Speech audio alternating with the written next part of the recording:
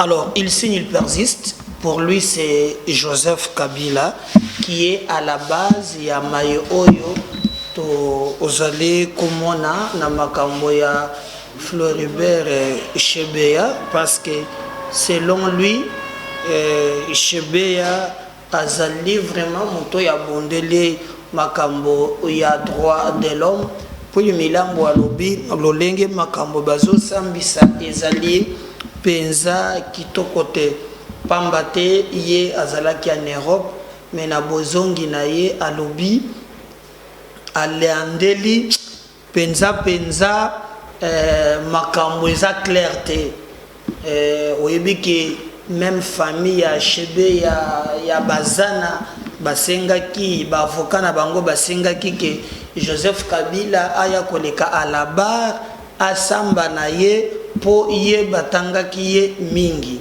mais basusi bamonaki ke ezalaki pas tellement important que aya kosamba nde bachangeaki batiaki makambo mosusu bolobi ke no ye akoki kosamba te.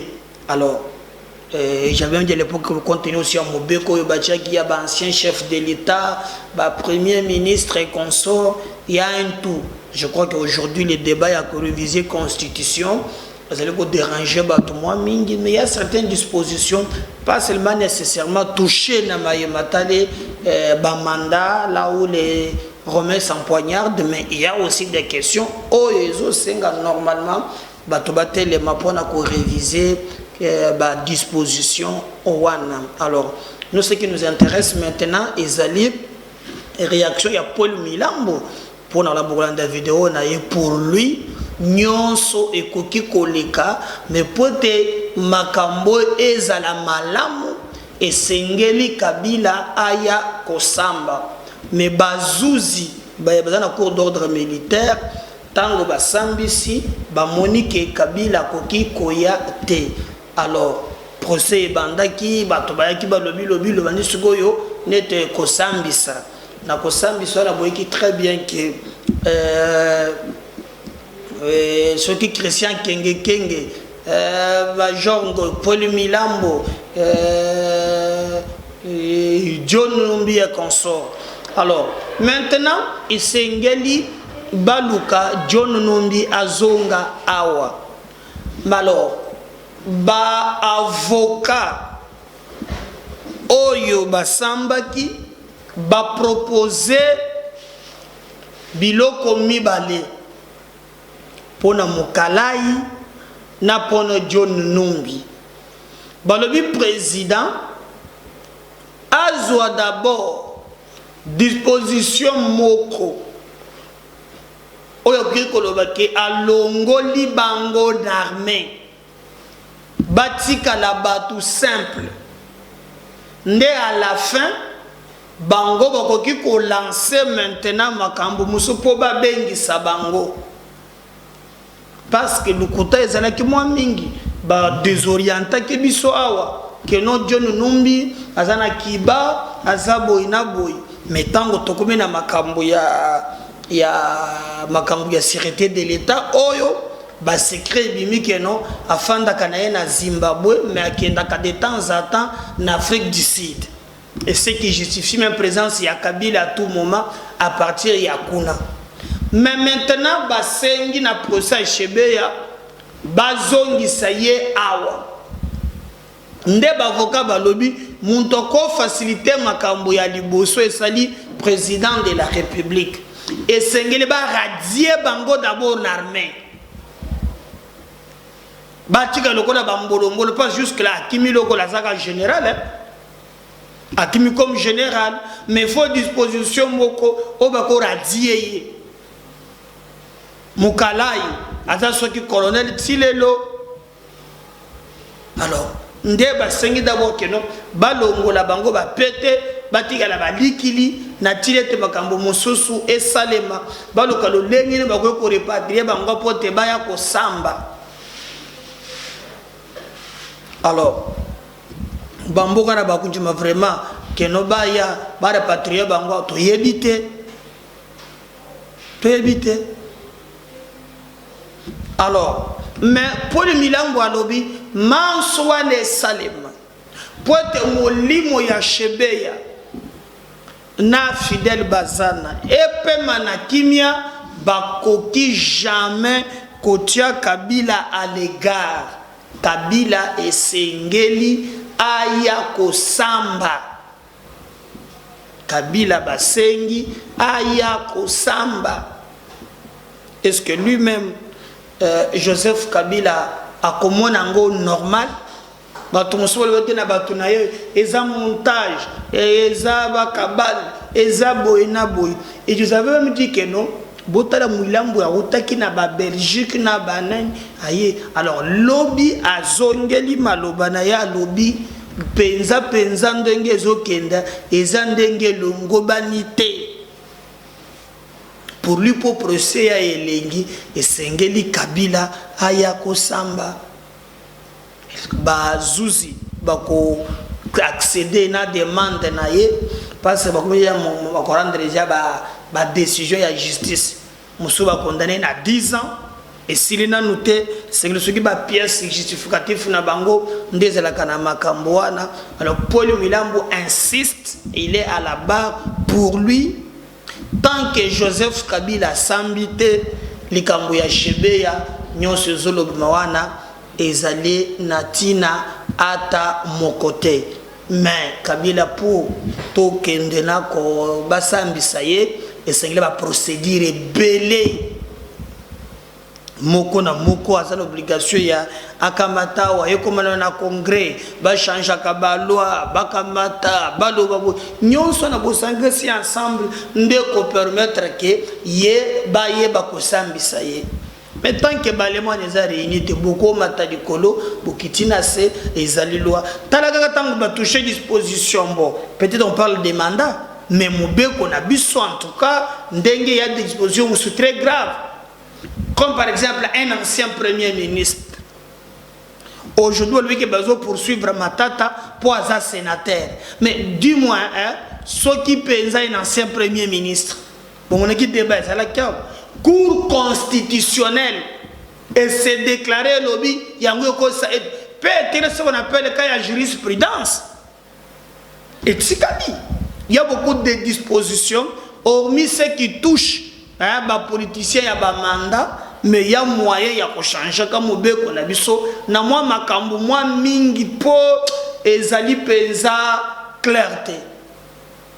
Nangambo mususu to moni lo lenge nini et puis si un peu. Alors moi à mon humble avis démarche ya Paul Milambo baye bazana libota na ye baye bazali bisika oyo bana chebe na bazana bazali nde bako comprendre douleur wana koleka. Alors je vais vous laisser suivre boyo kabino makambo Paul Milambo à Lobaki. Comment il avait insisté lors du procès wana yepo ayo kake procès salami Kabila azongela ngwata 6 fois c'est Kabila c'est Kabila c'est Kabila. Alors bazuzi ba ilema bango basana ngo ba monike non bakokinde ko benga Kabila pour le moment té. Mais il a rien pour attendre mukula liboso asamba kibongo yami balé asamba kibongo. Il n'a pas changé d'avis, il continue et il signe et il persiste. Pour lui c'est Joseph Kabila Kabange moto oyo azali na sima na benga double assassinat ya bande komi balé Floribert Shebeya na Fidèle Bazana ozalaki chauffeur na ye Tolandi. On revient juste après.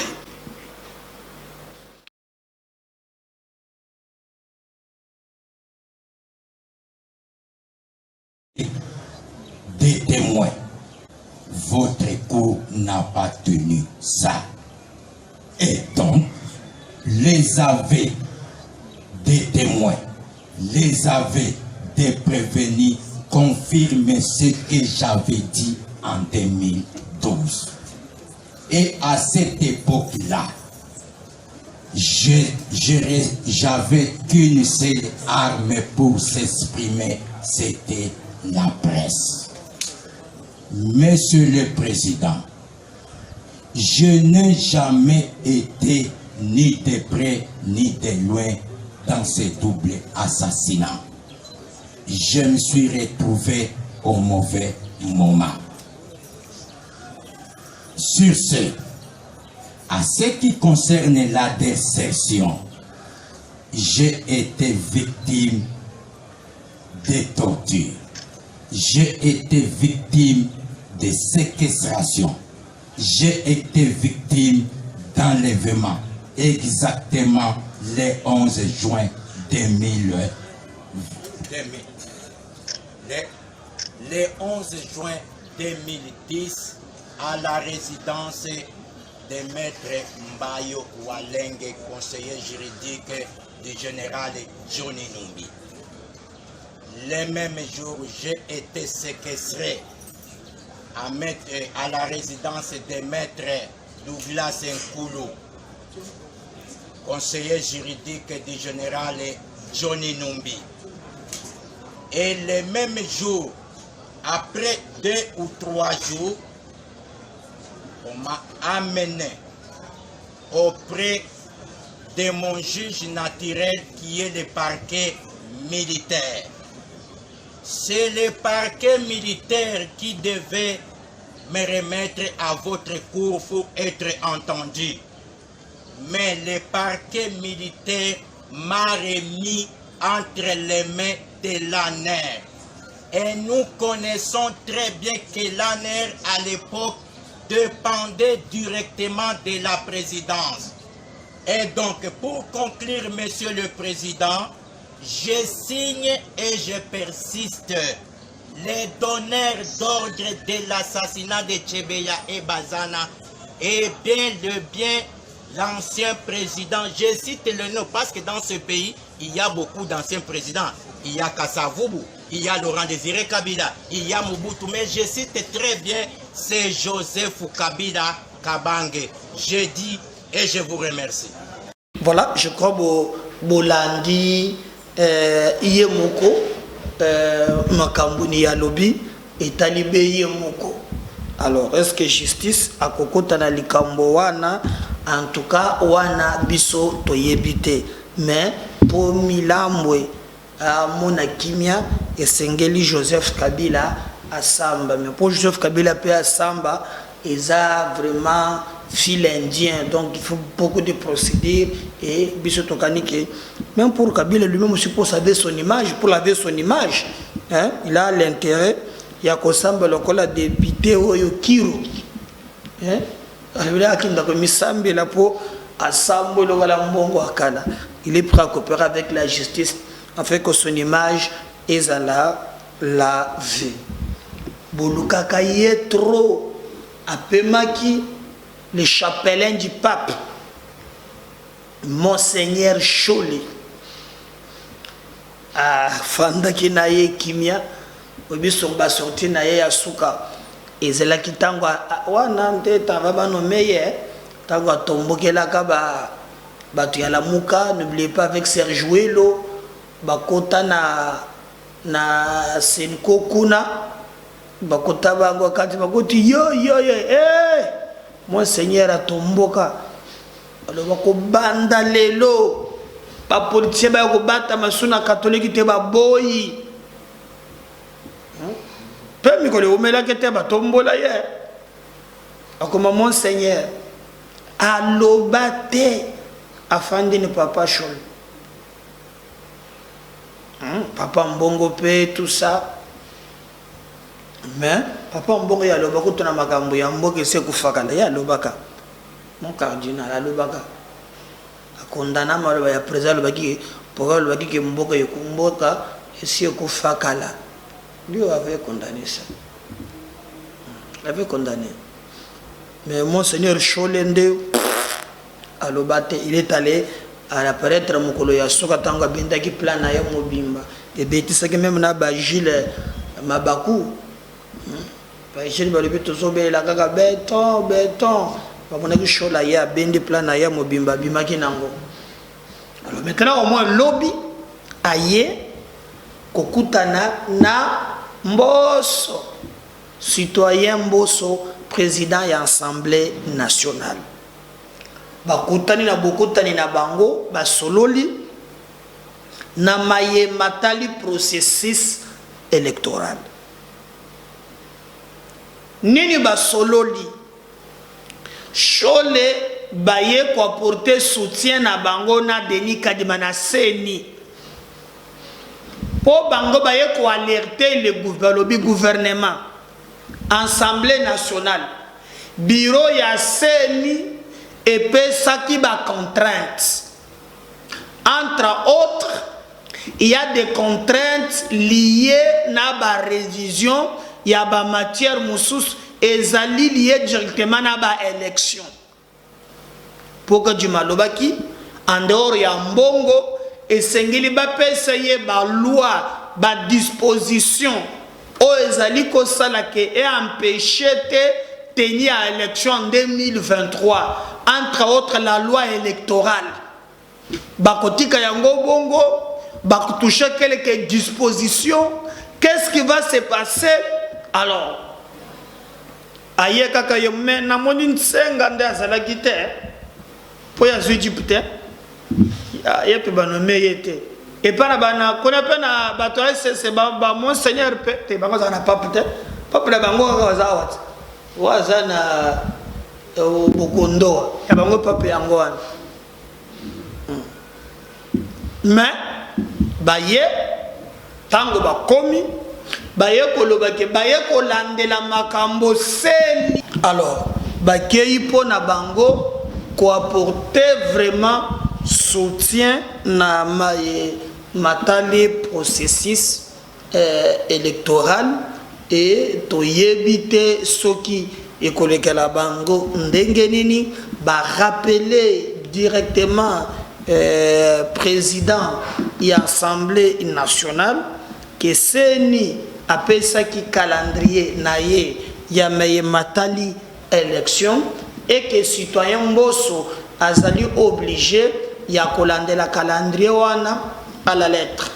Vous savez très bien na maye matali finance to mona ki lolenge nini seni ba ndongwana ki awa na Nicolas Kazadi o mituka boye o boye na boye eseni alobaki ke abandaki kozwa mbongo na ye avant et qu'il se plaignait na makaye matali autonomie tope indépendance ya seni ezala lié. Alors bapotanaki jusqu'à tel point que le président de la République bolandaki ayambaki bureau ya seni gouvernement représenté par Sama Lukonde Makamunion sur les cas qui est très bien. Alors, Abete, Monseigneur Chole, na bande konabiso ya SSC, basali démarche na bango, baye komona citoyen mboso, ba échanger na ye, pour être yepe citoyen mboso à son tour, azalate na maye makoki kota la blocage, il y a processus. Boyebi ke loi électorale paix et divisa kabato ebele si Jean-Pierre Bemba Gombo atikala kozala candidate en 2018 sa cause ya loi électorale. N'oubliez pas likambo ya Nyabirungu qui nous avait dit makambo subornation des témoins est égal à corruption. Parce que dans la loi électorale, ceux qui va condamner pour la corruption, okoki kozala te candidat président de la République. Alors Bemba na procès na ye we ezalaka na makambo ya Centrafrique, quand il est venu, bango balobaki que non, en tout cas, on l'avait condamné à l'époque pour la makambo ya subornation des témoins. Et cela aussi a donné l'occasion que le dit non, non, non, subornation des témoins est égale à corruption. Et d'ailleurs, Kabila avait vraiment aidé l'opposition à l'époque. Ce qui ne peut pas à la candidat, à la candidat, l'ingénieur est très compliqué. Mais au moins, les contraires, que non, Bemba, Balongola Kaye à cause de la loi électorale. C'est là aussi, il y a aussi beaucoup d'enjeux. Par exemple, la plupart ne se prononcer, mais la loi électorale pour se prononcer Alors Chole na bandeko ya SCC ba s'est déplacé ba kei komona président ya Assemblée nationale citoyen Mbosso ba sololi na ye poete na session de mars bango nyonso bapesa makasi bapesa makanisi na bango na mayeseni ya lobi afin que makambo ekende liboso. Donc makambo lisusu Kadima il est proche d'un parti politique. Kadima nous avons des infos wana ba bazela ngo na mitu fo babosa na yango makambo maye mesima évoluer moyen lisusu ya kozongela makambo wana ezali ite. Donc seni asala musala na ye gouvernement asala musala na ye et bango pe baza ba appui ou bazali ko appuyer les institutions pour un processus électoral crédible et salement na union sacrée. Le problème se pose par exemple le loi wana mingi mingi bandeko ya MLC parce que jusqu'à aujourd'hui Jean-Pierre Bemba Gombo nano tranché mais au moins lui clair et net c'est Fati. Si vous prenez par exemple Moutoloko la Katumbi, la candidat président de la République, vous avez vu comment il a largué Batonaye, basé presque na ba plateau nyonso ya télé, baza partout et le reste vraiment et kozala et le komoko ya malam, d'où nous nous préparons pour tous aller ensemble makambo ekende liboso. L'église catholique bango wana bakoti bon il est très radical Chole comment maintenant il apporte soutien à ye na maye matali processus électoral yo soki leader na yo akosaka yo hein oto kende boy tonjimite talité baye batikali bazoboya yango eza kaka Fayulu na FCC bolanda ki mokolo wana na journée de la femme Shadari abimaki bobimi ya Shadari et komina makambo ebele ono biso tokondima yangote biso toboyi vraiment maye oyo binoboko organiser na nzela ya Kadima tolingi élection. Donc FCC sachant bien que basiba beti bango mukato et que balongwe na gouvernement bayebi très bien que les élections ndenge le kaka bango moko bako tenir te bagusuko créer ba rubrique bana schéma ya dialogue mais l'église catholique apporte vraiment soutien à ye et pas ya seni nino waneza tourner. Je crois que même la confession religieuse, les 6 autres, qui vraiment battu à Liboso, bazana raison, il y a qu'à comprendre que catholique ayaka toujours après. Maintenant, basi bakabona qui parce que et c'est ça le baki ka longwe na yena biloko ya ba plateforme ya ba confession religieuse wana catholique peut le baki longwa qui et que les 6 autres basi ba se retrouvent qui ba se réunisaki ba pona ki à l'époque dodo kamba comme représentant na bango. Maintenant que catholique yo na zongi pe à soutenir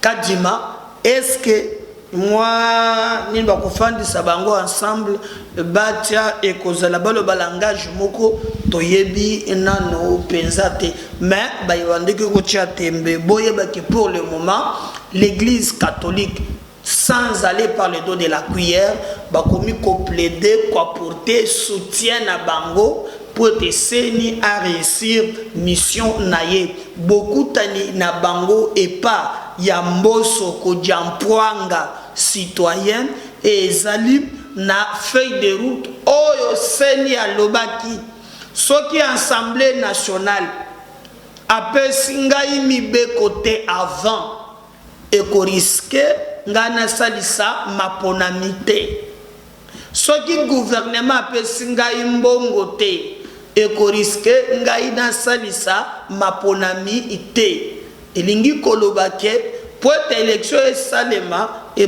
bonginde en réalité gouvernement Assemblée nationale bayeba na ko apporter soutien na bango na baye oyo bazali ko sala musala convenablement bandeko ya seni. Alors je vais aussi vous laisser quand même suivre Cholé, parce que c'est lui qui a pris la parole. Parce que qui mi balé nangambo yoye nangambo mususu bandeko ya SCC, il a pris la parole, na parole à Zouaki, il a expliqué rôle na mission na bango. Donc ba yobanda ki kozela makambo ya ba opposition wana ba bosana yango, parce qu'en tout cas abe kakabe zoelanga Monseigneur Cholé a commis kosala ni musala na ye ndenge elongo bani. Si je parle le même langage avec Voldy, on suit et nous allons revenir juste après. Et moi-même, nous sommes venus voir le président de l'Assemblée nationale dans le cadre de la mission que ces deux églises se sont données pour accompagner les institutions et pour le cas d'espèce, l'Assemblée nationale dans le cadre du processus électoral. Nous sommes habités par un seul souci, avoir les élections crédibles, inclusives, apaisées dans les délais constitutionnels en 2023. Et par rapport à cela, tout ce qui sera notre pouvoir moral, pastoral, pour pouvoir contribuer à cela, on le fera toujours. Et nos deux commissions ont travaillé à la feuille de route présentée par la CENI, qui a mentionné quelques contraintes qui engagent aussi le Parlement, contraintes relatives au cadre juridique, contraintes relatives au financement des élections, contraintes relatives à la volonté politique, et le Parlement se retrouve partout. Et donc nous sommes venus échanger avec le président. Dieu merci, le président de l'Assemblée est conscient de la réalité. Il est conscient que la stabilité du pays dans les années à venir dépendra pour beaucoup dans ce qui reste à faire dans le cadre, surtout légal, du processus électoral. Il a mis en place, nous a-t-il dit, le groupe de travail pour y réfléchir, tout en rappelant à ce groupe-là que l'enjeu majeur de l'analyse, du traitement de projets de loi relatifs aux élections, c'est d'avoir les élections inclusives et apaisées dans les délais constitutionnels. Et on devrait mettre de côté tout ce qui peut servir de prétexte pour aller au-delà du délai constitutionnel. Donc nous sommes là pour manifester notre volonté d'accompagner le pays, mais sans donner du crédit à ce qui... Voilà. Je crois que Wana Bolandi Penza est allé à Cholé, si Monseigneur Cholé. Nango Okaka.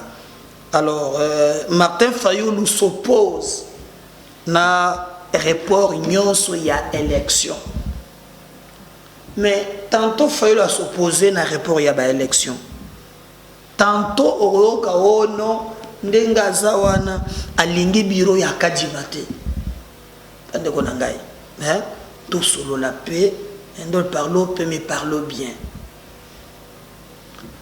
Toujours qui n'est wapi. Hein? Yo lobi ko lingi ba reporter élection te. To komi à quelques mois. Donc tous hommes qui les lissos, tout in ba confession religieuse. Bazo suna senko. Bagende ko trouver candidat mususu. Oyo ko tozwa kaka dima o ti catholique ya ko ndima ye. Ça nous a pris combien de temps? Hein? Ça a pris beaucoup de temps.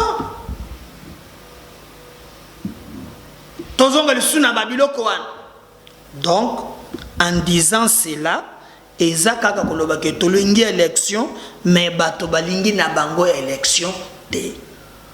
Il s'oppose vraiment na maye oyo etali report ya ba élection. mais namoni pe ministre moko totanga kaye mingi ya makambo ya ministre de l'économie Babando, hein? C'est celui-là, ouais. Mais namoni quand même na Équateur pas salibat, ouais. Presque net bazoko kanandenge moko na ya Martin. J'ai pas compris. Ça lui peut va te belé penza ka musingai. Oui, pas un ministre de l'économie, hein. Qui m'a cambo belé si mawana mbo. Ça m'a cambo justice. Mais au moins on a salé batou et béné. En fait, il a ça qu'on a lobby, bah qu'on dit ma report à ta mon côté. Quand tu vas de ensemble, bah lobby, bah qu'on a transition sans Tshisekedi.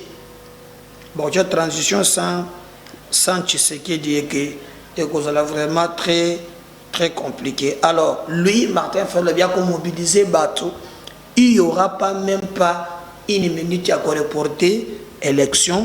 Et que l'élection est singulière, ça a délai prévu dans la constitution en 2023. Mais à ce que je sache, dans mon bâtonnion, il y a opposition, il y a la catholique, même gouvernement, on a eu place sur mon côté, si contrainte. Et misali ko salema malabu d'ailleurs Seni alobika a commis quoi accélérer ma casse pour te maillon sozo sala et qui ndebe liboso. Je n'ai pas vu et si kabalobi qui va reporter élection. Bon, lui c'est un politicien, il peut avoir d'autres infos au biso tozale na yango ata mokete, mais les élections seraient bel et bien organisées pour biso nyonso tozale ko bongamba pour te toki ndeni ba élection owada. Alors on attend voir le lengenini makambo ekoleka et que nous devons nous mettre debout pour na ko barrer route na ba adversaire.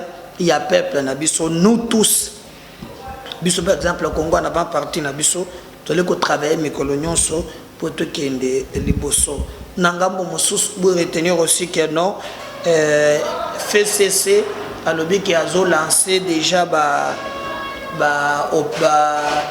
biloko na ye wana ya ba marché tout ça bozonga nano bolo ya pe gaz boya problème ezate si vous venez ko tambola boya ko tambola bozo menacer nani boya ko tambola na bino problème ezalité marche ngo bino ko tambola quand même bazo accompagner bino marche oyo ya oyo safa lobi nanga ya bambeji mbenza yonge boya ko tambola. Alors Ukraine a lobby à 250 militaires na yo bazaka na MONUSCO awa bitumbizo ende pa na bango bazwa bango avec effectif pour être bakende ko bonda ba ko recruter ba soda wana awa batoka ka ba kolta bakanga bango ni mikala mingi awa tete bakanga bango da babiloko belé. Alors Ukraine a lobby a récupérer bango pambate ipai na ye moko bitumba ezali ko yinda. Donc azo 250 na ye akende nango d'ailleurs batu mingi basenga ki pe kaka MONUSCO a trouvé moyen ya kotika mboka na biso babandaki bitumba wana na Kabila bandaka la MONUSCO doit partir parce que le rapport aussi toyoka na ba population ça que MONUSCO penza pe asalaka eloko moko ya malonga ata mokete. Alors Ukraine a récupéré 250 naïe mais balobi ke baza mingi mi ba soda batambwisaka ba vieux onde baza penza poneza ba soda batambu siko na Ukraine ko da bengendo ko tana na Poutine azonyoko na bango azo beta bango ba pla ya makasi wana tandis que na Congo ezasiki okombia vieux na buto yebo yo mwa koltanda mbuke na randa uteki. Donc bakei na bango faire de ce couteau à l'obipé que yépe pour na babation ya bakodeko frappe eza makasi sima ya balinga ke basala négociation et comme o bakange bantuana o basali boy na boy. Alors nos forces armées balobé bakozonga simate bazokotela bakodeko na ba dernier retranchement na bango bolandaki na première émission lolengene to chela kibino ndenge ba rebelle bakomi ko samba bakomi ko tanga bakombo ya batu. Alors vérité ekoyeba nana maye mazali koleka Namboka, Nabiso de FARDC, bango baloba côté côté bakangi Thomas Lubanga na batu na ezana kota bakodeko bakanga kiye selon lui ayibi poneni bakangeli iye. Partagez les lien, beau liker, beau commenter. Si le Seigneur ne revenait pas, moi je reviens encore au numéro Moussous. Bye. À tout à l'heure.